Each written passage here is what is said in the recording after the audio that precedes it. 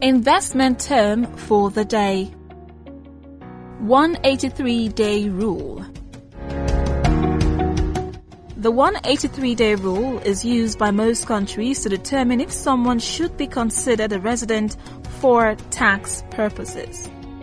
In the US, the Internal Revenue Service, IRS, uses 183 days as a threshold in the substantial presence test, which determines whether people who are neither U.S. citizens nor permanent residents should still be considered residents for taxation.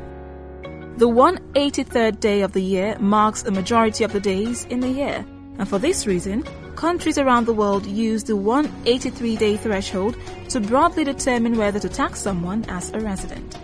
These include Canada, Australia, and the United Kingdom, for example.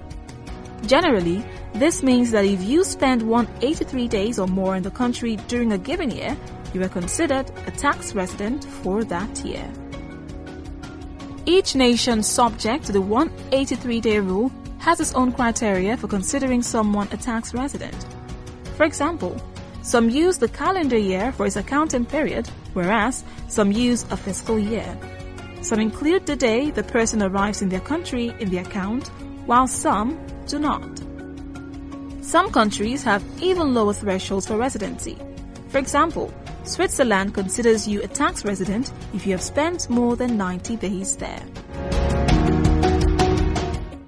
And that was your investment term for the day.